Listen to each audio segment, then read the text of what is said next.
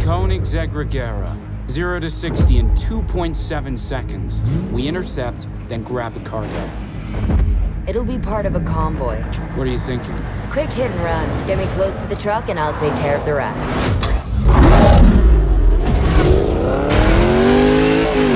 Get me close to that truck before it hits the tunnel. The house won't let us anywhere near the truck. We gotta take out those cars. Get rid of these guys.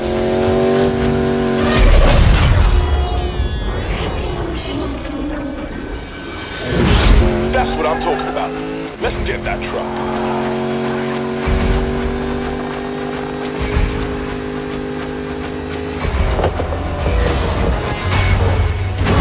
Look out! Shit!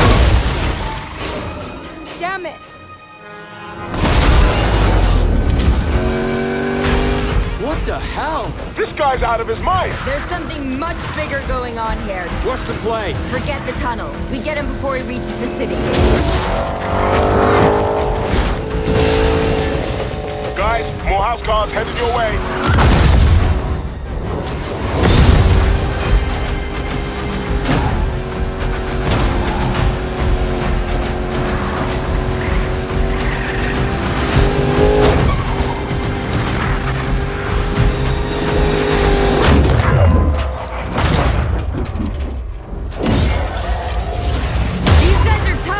Freaking tanks is what they are. They're going down either way.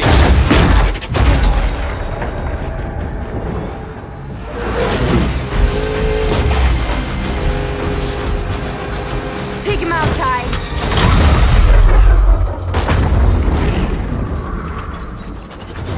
Guys, city's coming up fast. Jess, I've got a really bad idea. Mac? Ladder on the side. You can get up on his right. It's now or never, Jess. Do it! Keep it steady! Jump!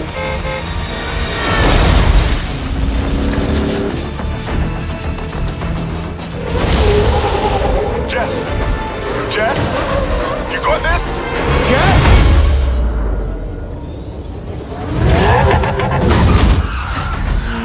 I got this. That's what I'm talking about. Good job, team. Let's take this baby home. Let's see what she can do.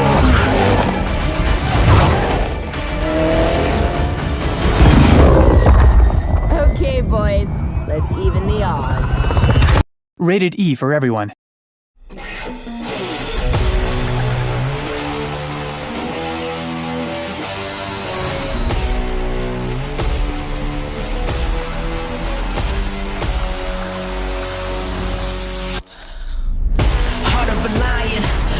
Inside me blaze like a siren.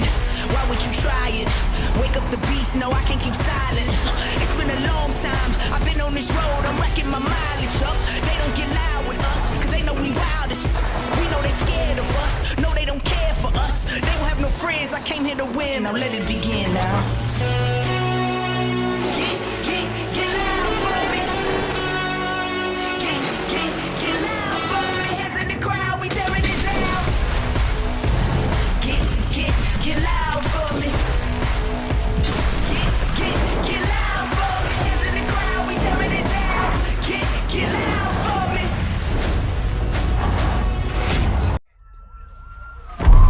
Turn off the engine. Step out of the vehicle. tiempo es el fuego en el que ardemos. Nice ride. But I'm gonna need those keys right now. I said right now! Every day is danger. So take no risks. Don't fuck up. Don't talk back.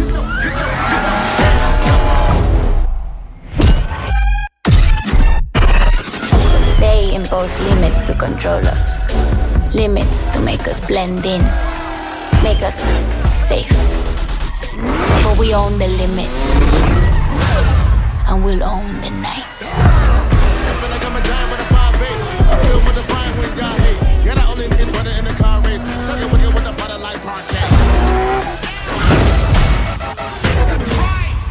You know how fast you were going? Survival of the fastest. No prizes for second place. But standing out means becoming a target.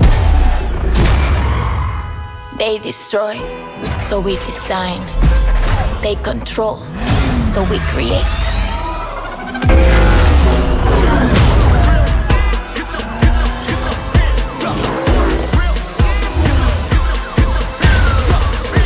If you catch fire,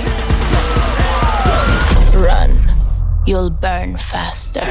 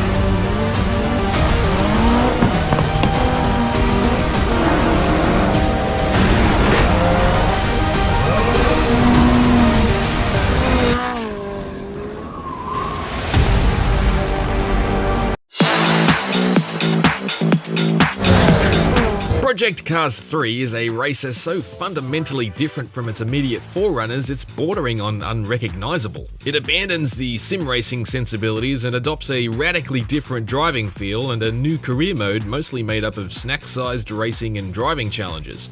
There's never a time when it feels like an actual sequel to Project Cars 2, and that is disappointing.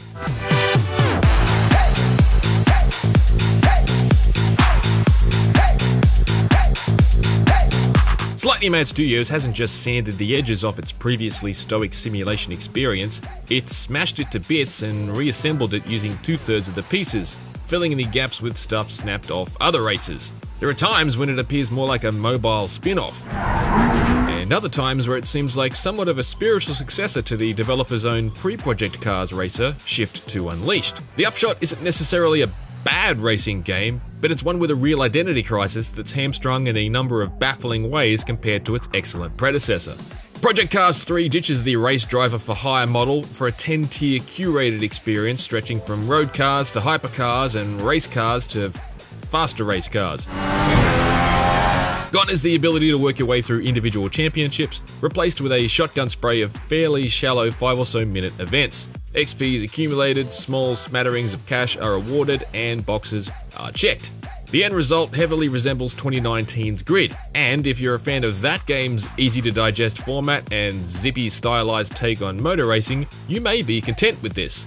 If you remain keen on the meaty race weekend atmosphere of Project Cars 2, you should definitely keep playing Project Cars 2. These new races rapidly become a bit of a grind, really, and the initial payouts are a bit too stingy to completely support the number of cars you'll need to buy to complete specific events. Moving up and down tiers with a single car is a little inelegant too, because there's no shortcut directly to the garage to downgrade cars. you have to shuffle all the way back to the main menu, which is ill thought out. Each event has 3 objectives to meet in order to unlock further events, many of which are straightforward enough to be completed without really paying attention to them. You can upgrade your entry-level rides to take on the best Project Cars 3 has to offer, with performance and visual customization featured for the first time in the series. Stuffing enough upgrades into a Tommy Mackinnon Edition Lancer that it can go toe-to-toe with a Bugatti Chiron has a certain charm to it, reminiscent of the original Gran Turismo and the great many games it subsequently inspired, but it feels pretty weird in what used to be a realistic love letter to the otherwise regulated world of authentic racing. Visual customization doesn't offer the same freedom as the deep custom livery editors available in GT Sport, the Forza series, or even Need for Speed. It's more in line with Grid or Drive Club, with preset patterns and decals to choose from. I will say the choice of tyres is awesome though. I wish all racers had such an extensive collection of cool looking brand name tyres.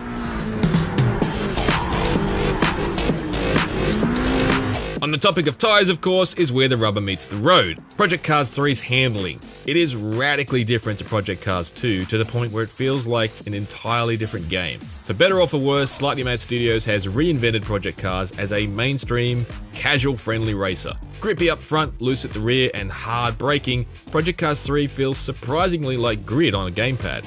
It's accessible and forgiving, and you can handily outbrake the AI by overdriving into corners and trusting the boosted braking to pull you up just in time for turn-in.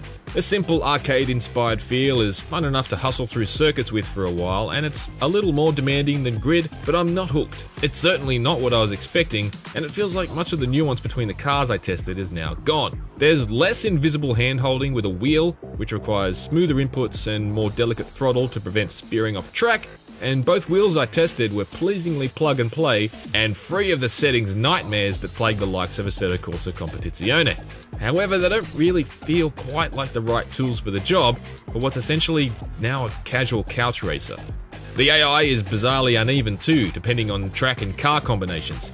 On some of the point-to-point races early on in the career, I was pinballing off walls and still trouncing the highest level legendary AI in low-powered road cars by mammoth margins.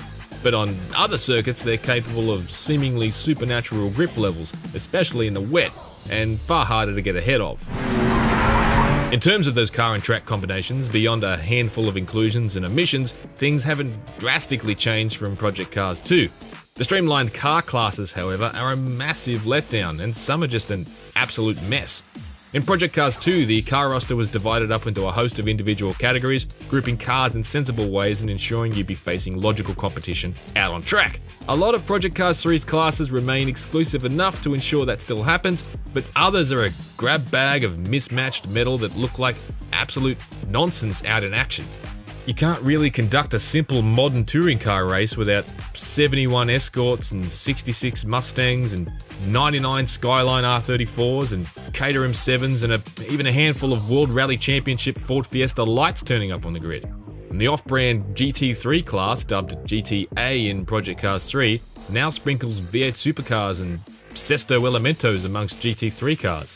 The GT4 class has a bloody NASCAR Fusion in it. Dirt Rally 2.0 is a first-rate return to the more serious side of Codemasters' off-road catalogue. It may be hot on the heels of Dirt 4, with a couple of tricks pulled from its friendliest stablemate, but make no mistake, Dirt Rally 2.0 reasserts this spin-off series' reputation as the premier rally simulator of the modern era.